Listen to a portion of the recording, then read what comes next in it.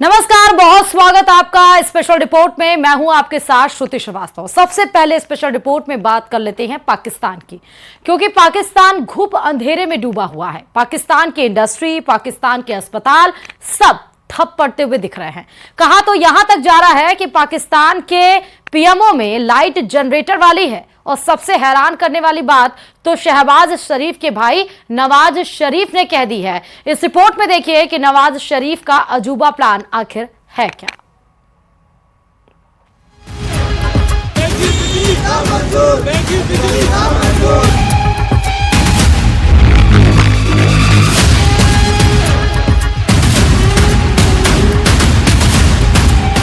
पाकिस्तान में हर घर अंधेरा, बिजली अठन्नी, खर्चा रुपया, पीएमओ में सिर्फ 12 घंटे बिजली, पाकिस्तान में ब्लैकआउट, कहीं हंगामा, कहीं मार्च, कहीं विद्रोह, कहीं गोली, कहीं विस्फोट, और अब पाकिस्तान पर गिरा है बिजली बम। ऊर्जा संकट की मार ऐसी है कि सूरज ढलते ही लोग दुबकने लगते हैं, बाजार बंद होने लगते हैं। मतलब सूरज अस्त, पाकिस्तान पस्त। लालटेन युग की रोशनी में पूरा पाकिस्तान जीने को मजबूर हो गया है। आम से खास तक, झोपड़ी से महल तक, बिजली जन्नत की मुराद सी बन गई है, कभी पूरी नहीं हो रही। लिहाजा सवाल उठ रहे हैं कि पाकिस्तान की बिजली किसने कर ली चोरी। आर्मी हेडक्वार्टर से बिजली पर असीम मुनीर ने क्या फरमान सुनाया। लंदन में बैठे नवाज शरीफ ने बिजली लाने का कौन सा अजूबा प्लान बताया। इन सवालों का जवाब डिटेल में आपको दिखाएंगे, लेकिन उससे पहले पाकिस्तान और बिजली के बीच का रिश्ता समझना बहुत जरूरी है। पाकिस्तान गंभीर ऊर्जा संकट से जूझ रहा है, क्योंकि ऊर्जा की मांग लगातार बढ़ती जा रही है, जबकि पारंपरिक ऊर्जा स्रोतों की आपूर्ति अपर्याप्त है। ऊर्जा सप्लाई और मांग के बीच अंतर बढ़ने के कारण देश को बढ़ती बिजली लागत और आयात पर बढ़ती निर्भरता का सामना करना पड़ रहा है। उदाहरण से समझिए, अक्टूबर 2023 में पाकिस्तान में 6000 मेगावाट की ऊर्जा की कमी थी, जिससे 7000 बिलियन अमेरिकी डॉलर का आयात बिल आया। National electric power regulatory authority की 2022 की वार्षिक रिपोर्ट के मुताबिक पाकिस्तान की स्थापित उत्पादन क्षमता 43,775 मेगावाट है, जबकि देश की बिजली की मांग है 51,000 मेगावाट। जाहिर है 7,725 मेगावाट की कमी तो हमेशा बनी रहती है। पाकिस्तान में बिजली संकट का दौर सालों से चल रहा है। सरकार के पास जब आवाम को 2 जून की रोटी खिलाने की कुव्वत नहीं है, तो बिजली कहां से मुहैया कराएगी।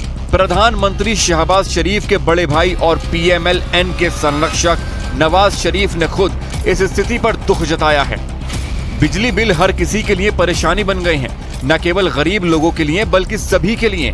निर्णय लेने वालों को अब सोचना होगा और हमारे लोगों की परवाह करनी होगी। जनता को राहत देने के लिए हर संभव कोशिश करनी चाहिए। कोशिश पाकिस्तान की हुकूमत के लिए ये शब्द बिल्कुल बेमानी हो चुका है, क्योंकि हुकूमत की नजर आवाम पर नहीं, आतंकवाद पर है, हिंदुस्तान पर है, हिंदुस्तान की खुशहाली पर है, आतंकवादियों की घुसपैठ पर है। आर्मी, जो कि पाकिस्तान की गरीबी का मूल कारण बन चुकी है, कोई भी सरकार उससे बाहर जाकर फैसला नहीं कर सकती है। और ये आर्मी सफेद हाथी है, मुल्क में जितना भी जो कुछ भी पैदा होता है डकार जाती है, और आर्मी के खिलाफ किसी ने आवाज उठाई तो गोलियों से भून डालती है। असल में पाकिस्तान के ऊर्जा संकट की जड़ें 1970 के दशक से शुरू होती हैं। उस वक्त देश ने मंगला और तरबेला बांधों को लॉन्च करके एक बड़े ऊर्जा संकट को टाला था, लेकिन उसके बाद पाकिस्तान ने ऊर्जा जरूरतों से मुंह फेर लिया। विकास पर सियासत का मुलम्मा इतना मोटा हो गया कि आवाम ने अंधेरे पाकिस्तान को ही अपना नसीब मान लिया। पुरानी ट्रांसमिशन लाइन, बुनियादी ढांचे की खामियां, लाइन लॉस, बिजली चोरी, अकुशल ऊर्जा उपयोग। पाकिस्तान की बिजली सप्लाई बद से बदतर दौर में पहुंच गई है। पाकिस्तान की ऊर्जा संरचना पर अत्यधिक जनसंख्या, तेजी से बढ़ता शहरीकरण और औद्योगिकीकरण का बोझ है। विश्व बैंक की एक रिपोर्ट में अनुमान लगाया गया है कि 2030 तक पाकिस्तान की ऊर्जा मांग में 70% की वृद्धि होगी, जबकि आपूर्ति में केवल 45% की वृद्धि होने की उम्मीद है। आप समझ सकते हैं कि अगले 6 सालों में पाकिस्तान में रोशनी का मंजर कैसा होगा। गुप अंधेरा पाकिस्तान की इंडस्ट्री, जो कि अभी ही खस्ता हाल है, डुबो देगी, और घरों में अंधेरे की तो बात ही क्या है। लिहाजा 2-4 सवालों के जवाब समझने बहुत जरूरी हैं। पहला, पाकिस्तान में पावर सिस्टम क्यों फेल हुआ। दूसरा, इसे ठीक करने के लिए क्या किया जा रहा है। तीसरा, इस मामले में पाकिस्तान सरकार क्या कर रही है। चौथा, पावर सिस्टम के फेल होने से कहां कितना नुकसान हुआ। और पांचवा, कब तक स्थितियां सामान्य होने की उम्मीद है। और छठा सवाल यह है कि पहले कब हुआ पावर फेलियर। पाकिस्तान में पावर सिस्टम का फेल होना कोई नई बात नहीं है, न ही सरकार की कोशिश करते हुए दिखने की ये एक और नई कोशिश है। बिजली के मामले में पाकिस्तान का ट्रैक रिकॉर्ड बहुत बुरा है। 2022 में देश में करीब 8000 मेगावाट बिजली नदारद हो गई थी। तब बिजली संकट की वजह कोहरा सिस्टम फ्रीक्वेंसी फेलियर बताया गया था। लेकिन इससे पहले 2014 और 2017 में जब तारबेला पावर स्टेशन में खराबी आई थी, देश भर में लोगों को भीषण बिजली संकट से गुजरना पड़ा था। 2015, 2018, 2019, 2021 गिनती लंबी है।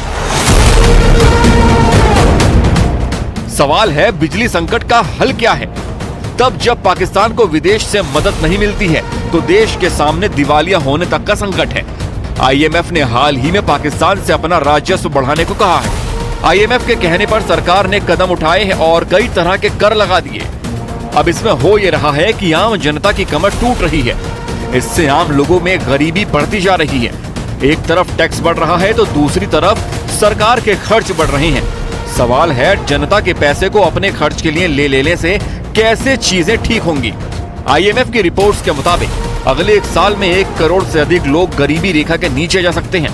पाकिस्तान में करीब 9.8 करोड़ पहले से ही गरीबी रेखा से नीचे हैं। गरीबी की दर लगभग 40% पर बनी हुई है। हालांकि पाकिस्तान डूब न जाए तो IMF ने $7 अरब के कर्ज पर मोहर लगा दी है। IMF के इस ऋण से पाकिस्तान को राहत भरी सांस मिली है, लेकिन ये राहत वाली सांस ऊंट के मुंह में जीरे के समान है। पाकिस्तान कर्ज जाल में ऐसा उलझा है कि उसके निकलने के कोई आसार कम से कम अभी तो नजर नहीं आ रहे हैं। ऐसे हालात में बिजली की कीमतें आसमान पर हैं। तो क्या अचरज जब मुल्क में रोटी के लिए मार धाड़ हो रहा हो।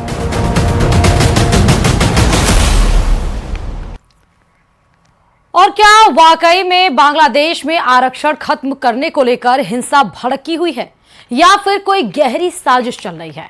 बांग्लादेश मीडिया के मुताबिक जो गदर मचा हुआ है उसके पीछे पाकिस्तान है और पाकिस्तान की शह पर ही भयंकर हिंसा हो रही है। इस आरक्षण हिंसा का सिर्फ एक मकसद है, प्रधानमंत्री शेख हसीना का तख्ता पलट। देखिए रिपोर्ट।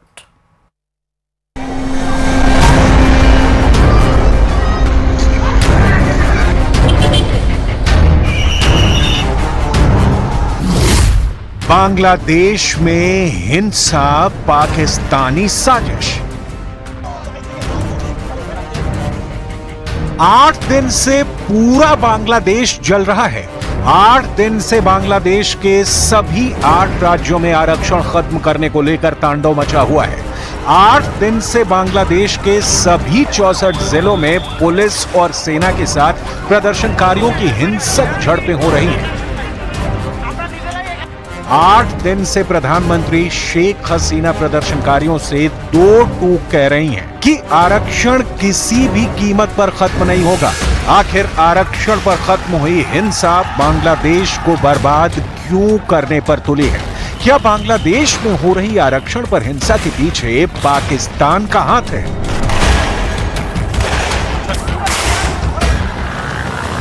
आप इन 2 तस्वीरों से आज के बांग्लादेश के सियासी संकट के हालात को समझ सकते हैं। आरक्षण खत्म करने को लेकर बांग्लादेश में कोहराम मचा हुआ है। हालात इतने ज्यादा खराब हैं कि शेख हसीना सरकार ने पुलिस, पैरामिलिट्री फोर्स और सेना को सड़क पर उतार दिया है ताकि हिंसा को काबू किया जा सके। बांग्लादेश के हालात देखकर साफ कहा जा रहा है कि शेख हसीना सरकार का तख्ता पलट करने के लिए पाकिस्तान बुरी तरह से एक्टिव है। हिंसा कर रहे प्रदर्शनकारियों को सीधी गोली मारने के आदेश दे दिए गए। हसीना सरकार के आदेश के बाद से अब 133 से ज्यादा बांग्लादेशी मारे जा चुके हैं। आरक्षण की बगावत को शेख हसीना सरकार के तख्ता पलट से जोड़कर देखा जा रहा है। बांग्लादेश की हिंसक खबरों को काफी हद तक दबा दिया गया है। আমরা তো জানাজা শেষ করে এখান থেকে বের হয়ে যাচ্ছিলাম, ক্যাম্পাস থেকে আমরা বের হয়ে যাব না, তার পিছন থেকে ককটেল মেরেছে, সাউন্ড গ্রেনেড মেরেছে, টিয়ার শেল মেরেছে। এগুলোর কারণ কি? মানে তারা প্রশাসন যদি সহযোগিতা না করতে চায় তাহলে কিভাবে শান্তিপূর্ণ থাকবে? আমাদেরকে মেরে তারপরে যে কোনো সিদ্ধান্ত বাস্তবায়ন করতে হবে। We are open to killed. আমাদের এখন মেরে ফেলবে। আমরা এতক্ষণ পর্যন্ত ডিসকাশনের জন্য আমরা অলওয়েজ ওপেন ছিলাম। আমরা ডিসকাশনের জন্য আমরা অলওয়েজ প্রস্তাব দিয়েছি। এখন আমাদেরকে মেরে যে কোনো সিদ্ধান্ত নিতে হবে। अब आप ये भी जान लीजिए कि बांग्लादेश में हो रही हिंसा के पाकिस्तानी कनेक्शन क्या हैं। कुछ रिपोर्ट्स में दावा किया गया है कि इस वक्त आरक्षण के विरोध में प्रदर्शन के नाम पर जो लोग हिंसा कर रहे हैं उसमें कई पाकिस्तानी एजेंट और उनके समर्थक हैं। ये वो लोग हैं जो शेख हसीना सरकार का तख्ता पलट करके पाकिस्तान समर्थक सरकार बांग्लादेश में चाहते हैं। शेख हसीना के खिलाफ जो साजिश चल रही है उसमें वो लोग भी हैं। पाकिस्तानी जनरल टिक्का खान के समर्थन में ढाका में नारे लगा रहे हैं। इसीलिए बांग्लादेश की पीएम शेख हसीना कह रही हैं कि पाकिस्तानी जनरल टिक्का खान और उसके कातिल रजाकार के पोते और पोतियों का आरक्षण और पोतियों को आरक्षण कभी नहीं मिलेगा। सिर्फ 1971 में मुक्ति वाहिनी स्वतंत्रता सेनानियों की संतानों को ही आरक्षण मिलेगा। यदि स्वतंत्रता सेनानियों के पोते पोतियों को आरक्षण कोटा का लाभ नहीं मिलेगा तो क्या रजाकारों के पोते पोतियों को मिलेगा? মুক্তিযোদ্ধাদের নাতিপুতিরাও পাবে না, তাহলে কি রাজাকারের নাতিপুতিরা পাবে? সেটা আমার প্রশ্ন, দেশবাসীর কাছে প্রশ্ন, যে রাজাকার নাতিপুতিরা সব কিছু পাবে, মুক্তিযোদ্ধারা পাবে না। অপরাধটা কি? নিজের জীবন বাজি রেখে, নিজের পরিবার সংসার সব কিছু ফেলে দিয়ে যারা মুক্তিযুদ্ধে অংশগ্রহণ করেছে। शेख हसीना सरकार का साफ कहना है कि वो रावलपिंडी का हीरो जनरल टिक्का खान के समर्थकों को कभी आरक्षण नहीं देंगे। 1971 में पाकिस्तानी जनरल टिक्का खान ने 30 लाख बांग्लादेशियों को कत्ल कर दिया। जनरल टिक्का खान ने अपने रजाकारों से बांग्लादेशियों का कत्ल करवाया था। लेकिन हैरानी की बात यह है कि इस वक्त ढाका में जनरल टिक्का खान और उसके कातिल रजाकारों के समर्थन में कुछ बांग्लादेशी नारे लगा रहे हैं। प्रधानमंत्री शेख हसीना के सख्त तेवरों के बाद प्रदर्शनकारी छात्र और उग्र हो गए हैं, जिससे पहले से ही तनावपूर्ण स्थिति और बढ़ गई। उन्होंने जवाब में तुई के, अमी के, रजाकार रजाकार, आप कौन मैं कौन, रजाकार के नारे लगाने शुरू कर दिए। ये नारे कहीं ना कहीं पाकिस्तान के समर्थन में लगाए गए हैं। ढाका यूनिवर्सिटी में तुई के, अमी के, रजाकार के नारे गूंज रहे हैं। তাদের এই আলাপ আলোচনার প্রস্তাবে তাদেরকে স্বাগত জানাই। মাননীয় প্রধানমন্ত্রী তাদের এই প্রস্তাবকে অভিনন্দন জানিয়েছেন এবং তাদের এই প্রস্তাবের প্রেক্ষিতে মাননীয় প্রধানমন্ত্রী তাদের সাথে আলোচনা করার জন্য আমাকে মানে আইনমন্ত্রীকে এবং শিক্ষামন্ত্রী জনাব মহিবুল হাসান চৌধুরী এমপি তাকে দায়িত্ব দিয়েছেন।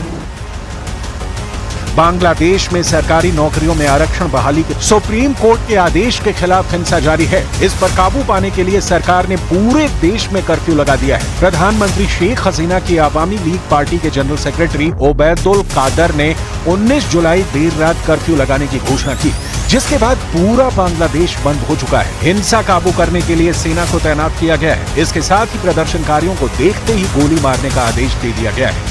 रिपोर्ट के मुताबिक हिंसा में अब तक 135 से ज्यादा लोग मारे गए हैं, जबकि हिंसा के कारण प्रधानमंत्री शेख हसीना ने विदेश दौरा रद्द कर दिया है।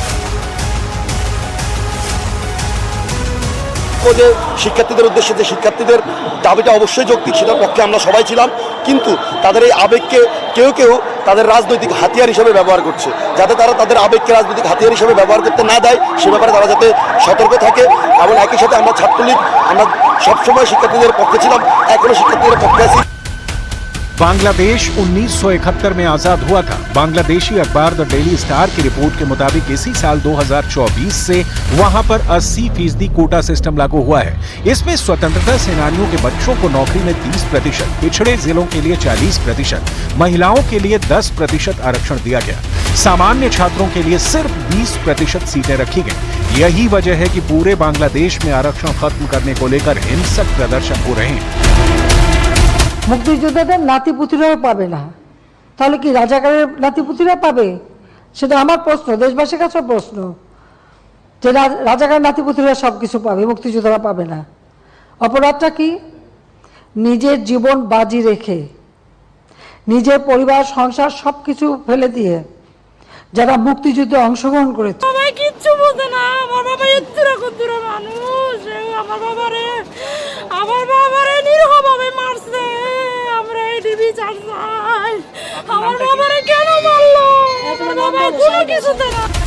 कुल मिलाकर बांग्लादेश में हिंसा के पीछे पाकिस्तानी समर्थकों का बड़ा हाथ माना जा रहा है। अब देखना होगा कि शेख हसीना सरकार इस हिंसा से कैसे और कब तक निपट पाती है। उधर अमेरिका में राष्ट्रपति पद के उम्मीदवार डोनाल्ड ट्रंप ने जेलेंस्की को फोन किया है और ट्रंप ने जेलेंस्की को भरोसा दिलाया कि वो चुनाव जीतकर अमेरिका के राष्ट्रपति बने तो युद्ध रुकवा देंगे। लेकिन जेलेंस्की इस बात से डरे हुए हैं कि ट्रंप किन शर्तों पर युद्ध का द एंड करवाएंगे। मतलब दरअसल इसकी वजह है ट्रंप का पुतिन को लेकर नरम रुख। स्पेशल रिपोर्ट में देखिए कि पुतिन को कैसे मिली है ट्रंप पावर।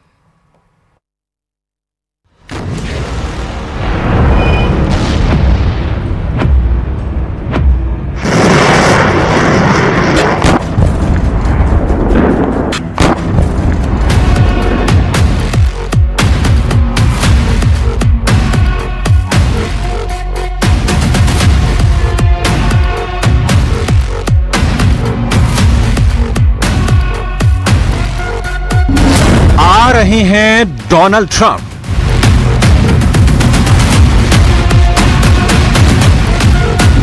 बढ़ रही है जेलेंस्की की धड़कन।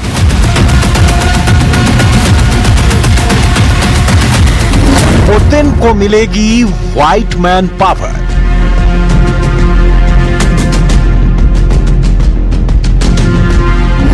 यूक्रेन को युद्ध में सरेंडर करना होगा।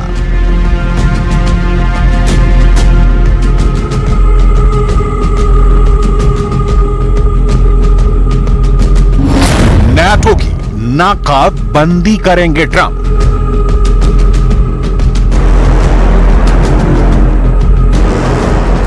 यूक्रेन रूस युद्ध का रुख मोड़ने का दम डोनाल्ड ट्रंप ने भरा हुआ है। ट्रंप ने दावा किया है कि उनके राष्ट्रपति बनते ही 24 घंटे के भीतर यह युद्ध खत्म हो जाएगा। ट्रंप को यकीन है कि पुतिन उनके एक इशारे पर वॉर का द एंड कर देंगे। लेकिन यह जंग खत्म किस शर्त पर होगी? क्या जेलेंस्की झुकने को तैयार होंगे? क्या पुतिन ट्रंप के फॉर्मूले को मानेंगे? जेलेंस्की की उधेड़ बुन क्या है? डोनाल्ड ट्रंप जबरदस्त कॉन्फिडेंस में है। ट्रंप पर हुए हमले के बाद अमेरिका में उनका पॉपुलैरिटी ग्राफ आसमान छू रहा है, इसलिए वो दनादन बयान दे रहे हैं।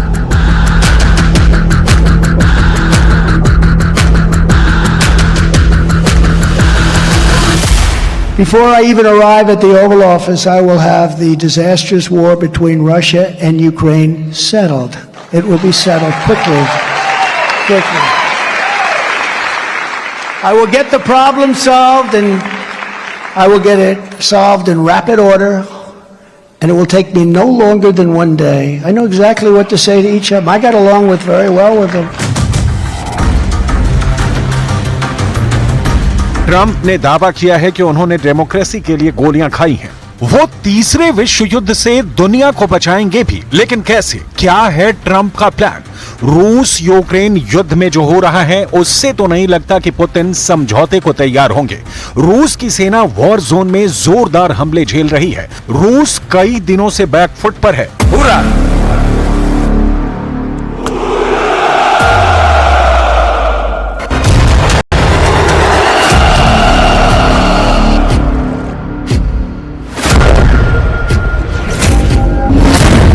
ने पुतिन के ड्रोन जत्थे के उड़ाए चीथड़े।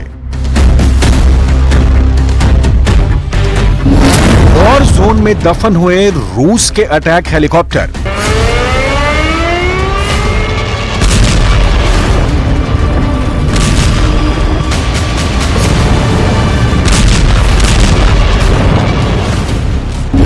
मिसाइल प्रहार से धुआं धुआं पुतिन की टैंक बटालियन।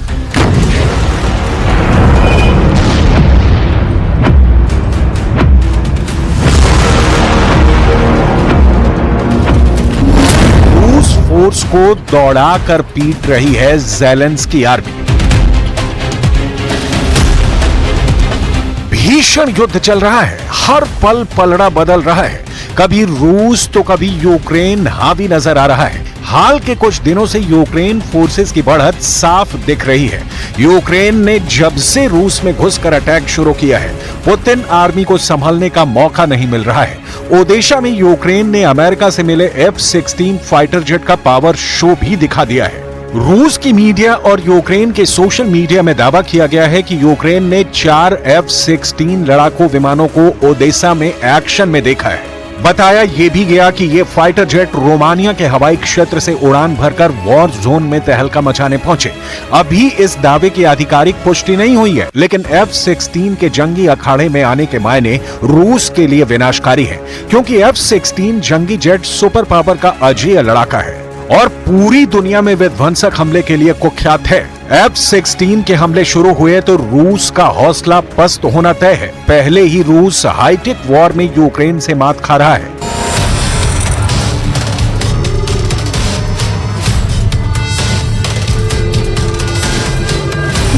21 जुलाई की सुबह यूक्रेन फोर्स ने दावा किया कि कीव पर हमला करने आए रूस के सभी कामिकाजे ड्रोन को मार गिराया गया।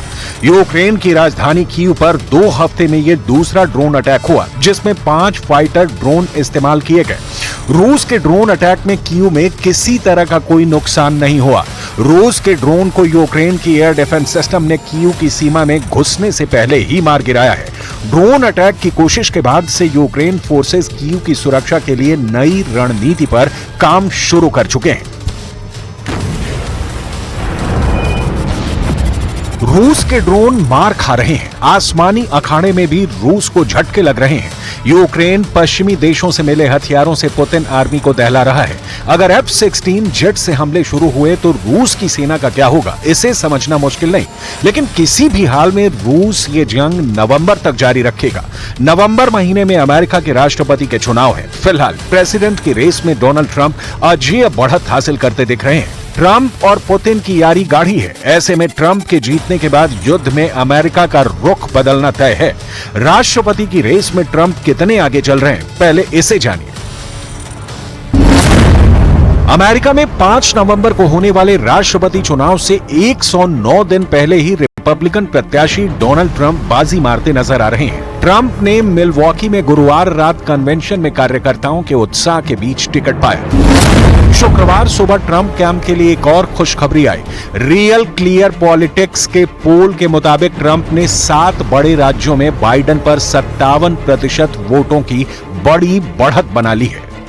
बाइडेन 20% वोट हासिल कर पाए हैं। पोल के बाद संभावना जताई जा रही है कि ट्रंप 1980 में रिपब्लिकन रोनाल्ड रीगन की 44 राज्यों में जीत के रिकॉर्ड को तोड़ देंगे।